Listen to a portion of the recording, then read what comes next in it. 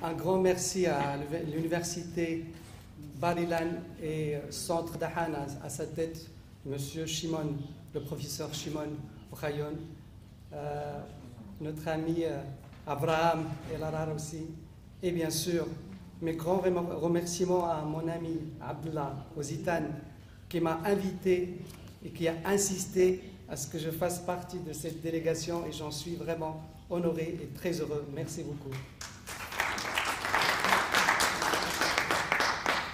Mon intervention touche donc à la question du patrimoine judéo-marocain, une identité singulière. La question du patrimoine judéo-marocain ne laisse indifférent. Elle suscite de l'intérêt et des questionnements quant à l'attachement hors du commun des Juifs du Maroc au royaume chérifien, mais aussi quant à l'exceptionnelle tolérance et cohabitation entre Juifs et musulmans, et ce depuis des lustres et jusqu'à nos jours, faisant du Maroc une figure d'exception de bien des manières, beau symbole du respect mutuel qui peut régner entre Juifs et musulmans. Le patrimoine judéo-marocain fait partie intégrante du patrimoine marocain, et ce à tous les points de vue. L'on ne peut tout simplement pas isoler la question de la culture juive au Maroc de celle de la culture marocaine en général.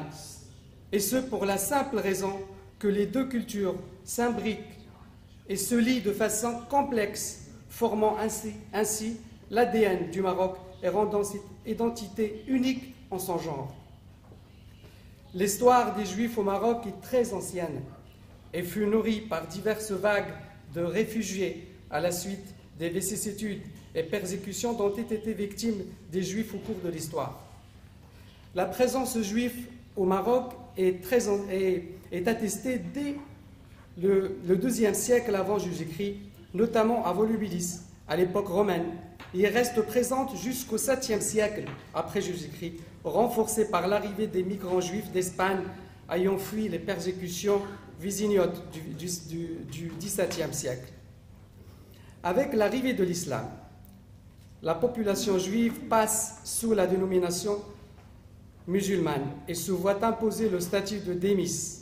La population juive dite chauvane du Maroc connaît des variations démographiques et politiques jusqu'à être renforcée à nouveau par l'arrivée des migrants juifs de la péninsule ibérique, forcés de quitter les royaumes d'Espagne et du Portugal durant la Reconquista. Ce sont ce qu'on appelle les Mégorachim. Au XXe siècle, les Juifs marocains représentent la plus grande communauté juive du monde arabe et musulman, avec près de 265 000 personnes en 1948. Si la communauté juive s'est trouvée forte de plusieurs centaines de milliers d'individus jusqu'au XXe siècle, elle s'y est réduite pour en compter actuellement environ 3 000. Cependant, la communauté juive marocaine entretient de très bonnes relations avec le royaume du Maroc et de nombreux rabbins et chefs de communautés juives à travers le monde étant invités chaque année à la célébration du trône, le 30 juillet. Outre cet enracinement historique, il faudra noter aussi que l'islam maghrébin a permis aux Juifs de conserver leur foi et leurs pratiques religieuses et de participer à la vie de la cité. C'est ainsi que plusieurs milliers de Juifs, artisans, médecins, soldats, savants, ont accompagné Tariq ibn Ziyad dans la conquête de l'Espagne, où ils participèrent durant des siècles à l'âge d'or de l'Andalous. En 1492, les descendants des Juifs et des musulmans furent expulsés d'Espagne ensemble pour n'avoir pas accepté d'abjurer leur foi. Cette preuve commune n'a fait que renforcer le respect des uns et des autres et de consolider les bases de la tolérance entre musulmans et juifs du Maghreb. L'autre raison, et non la moindre, est d'ordre institutionnel. Il s'agit de la monarchie marocaine. Au Maroc, le roi est Amir al-Mouminin, commandeur des croyants, non seulement des musulmans, mais aussi des adeptes des religions monothéistes. À ce titre, le roi a le devoir spirituel de protéger autant les juifs que les musulmans. entre musulmans et juifs, il y a eu donc cette convivence séculaire sous l'ombrelle protectrice du roi, garant de la sécurité et de la quiétude de toutes les composantes du royaume. 3 exemples éclairent la responsabilité spirituelle du roi dans la protection de ses sujets juifs et non juifs. Le sultan Hassan Ier déclarait au XIXe siècle, il disait « Le jour du jugement dernier, je plaiderai moi-même contre quiconque aura lésé un juif. » Je rappellerai, si besoin est, puisque ça a été rappelé plusieurs fois, la position courageuse du roi du feu Mohammed V, qui a refusé d'appliquer aux juifs marocains les lois du gouvernement de Vichy. Et aujourd'hui, Sa Majesté le roi Mohammed VI a réaffirmé sa responsabilité religieuse, historique et constitutionnelle dans la préservation des personnes, des droits et des valeurs sacrées de ces sujets de confession juive, à l'instar de toutes les composantes de la nation. Si les rois du Maroc n'ont jamais démenti leur sollicitude envers les juifs, l'attachement des juifs à leur marocanité ne s'est jamais démenti, qu'ils soient restés au Maroc ou qu'ils vivent sous d'autres cieux. L'un des aspects qui illustre parfaitement cette magnifique et unique symbiose entre communautés juives et musulmanes au Maroc, et que j'ai jugé personnellement utile de mentionner ici, est celui relatif au culte des saints, que l'on pratique à travers le royaume et à travers lequel les 2 communautés communient de bien des manières. Au Maroc, juifs et musulmans vénèrent parfois les mêmes saints. La cohabitation judéo-musulmane au Maroc a donné lieu à une culture populaire et à une religiosité populaire commune. Au Maroc, on compte à peu près 1200 saints juifs et près de 7000 lieux de culte hors mosquée, répartis entre mausolées et zaouïas. Et parmi les saints au Maroc, on dénombre plus d'une centaine priés tant par les juifs que par les musulmans. La vénération des saints juifs par les musulmans ou des saints musulmans par les juifs se fait tantôt de façon cachée, tantôt de façon manifeste. Et parfois aussi, la tradition tend à vouloir attribuer des origines musulmanes à un saint juif, à un saint de confession juive, et vice-versa. Il n'en demeure pas moins que ce qui relie tous les saints du Maroc est la notion de la baraka, la bénédiction. Beaucoup de similitudes existent entre Moussem et les Hiloula. Les rituels de pèlerinage propres aux Marocains des 2 confessions. Quant aux pèlerinages communs, ceux-ci sont un grand moment de spiritualité partagée, une preuve de la symbiose intercommunautaire propre au Maroc. Parmi les saints communs, Braham Mounnes, le maître des miracles, à Azmour, le sanctuaire d'Orbi Amran Ben Diwan, qui attire beaucoup d'adeptes musulmans. Les juifs vénèrent quant à eux aussi certains saints musulmans auxquels la tradition attribue toujours une origine juive. C'est le cas de Sidi Bliout, enterré à Casablanca. Il existe aussi au Maroc des saints juifs qui ont une dénomination juive et musulmane à la fois, comme le saint Rabbi David au Moshe, enterré à Gouin, à 60 km de Ouarzazate, et qui se nomme aussi Cheikh Doumakhzen pour les Marocains de confession musulmane.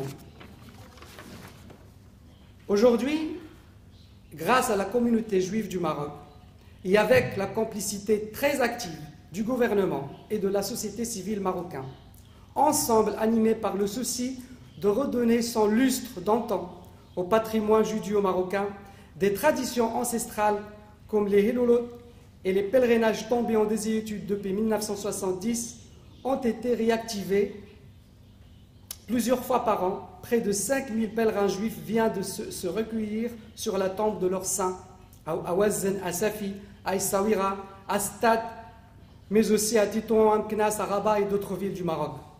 Cela donne lieu à de grands moments de ferveur populaire et de nostalgie, moments où les fidèles se trouvent transportés par leurs souvenirs. La communauté juive marocaine est la seule communauté juive structurée vivant dans un pays arabe et musulmans. Nombreux visiteurs qui constatent que les lieux de culte hérités du passé fonctionnent aussi bien, voire parfois mieux que naguère. Et dans la dernière, on parlera de la synagogue Simon Athias qui date du 19e siècle à Essaouira.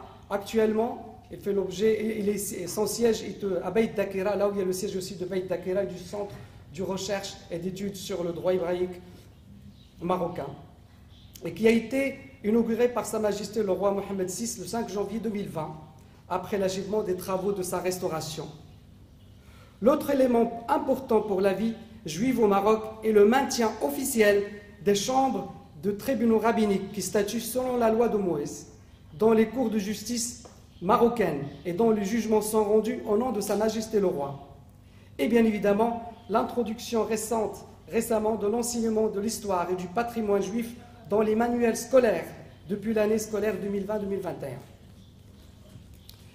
La question de la préservation du patrimoine juif au Maroc est primordiale, car elle relève de notre identité, nous tous les Marocains, quelle que soit notre confession.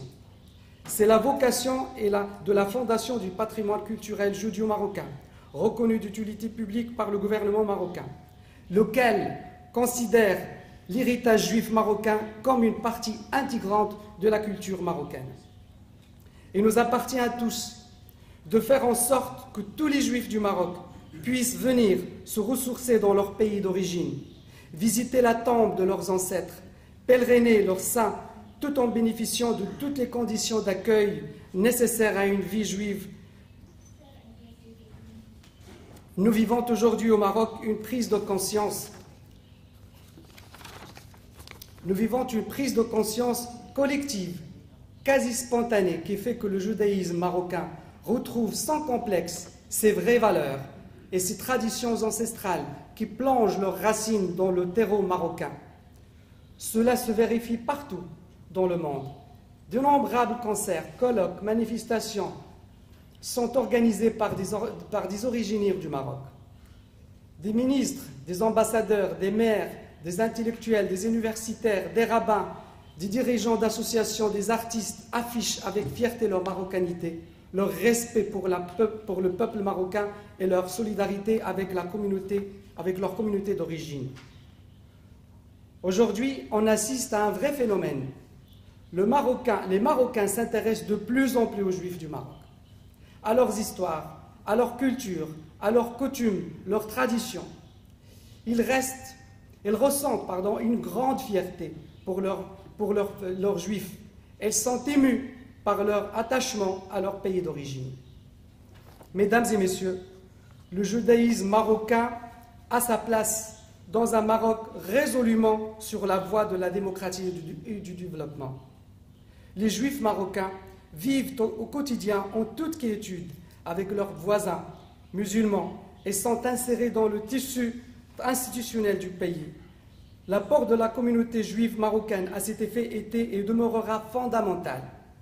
Loin d'être un anachronisme dans un monde déchiré par les passions et la haine, elle est le symbole d'une possible coexistence paisible et fructueuse entre musulmans et juifs. Et je terminerai.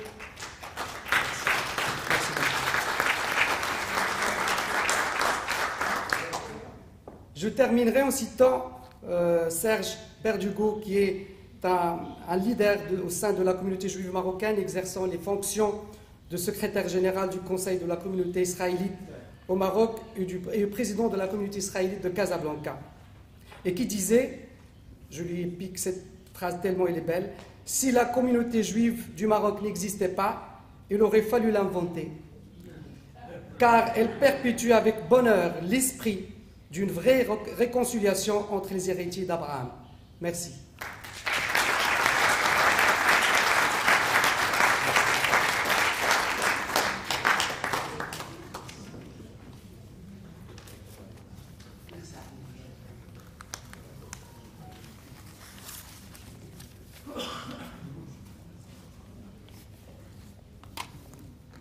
تدا ربا كتر خيرك والله يعطيك العافية والصحة ويبارك فيك ويعمر دارك ويكللك بالنجاح. יש בדיחה על מישהו שרצה להשיג מספר טלפון בקזבלנקה. אז הוא ככה, הוא מתקשר, אומר, יא בנתי, الله يعمر دارك يخلي ولادك طول عمرك اعطيني رقم تليفون ديال فلان ويعونا له يعمر دارك ويخليك ولادك זה המספר. ככה מדברים במרוקו. הנימוס הוא של הברכות. אני פעם ליוויתי כשהייתי שר דתות אנשים שיצאו לחאג' ואמרתי להם, אני אוכיח לכם עכשיו שהלהג'ה, השפה הערבית שיש בה הכי הרבה ברכות, זה השפה המגרבית. וברכתי אותם, הם די התעייפו לקבל את הברכות.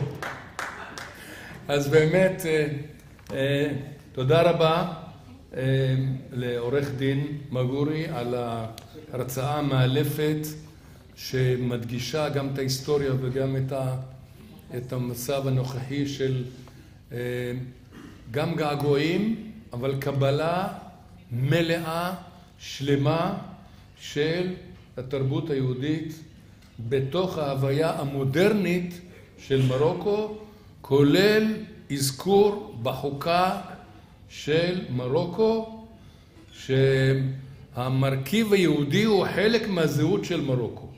שזה דבר מאוד מאוד חשוב, שהכרה ברמה חוקתית, שזה לא דבר שהוא מובן מאליו, זה דבר בעל משמעות גדולה. ועכשיו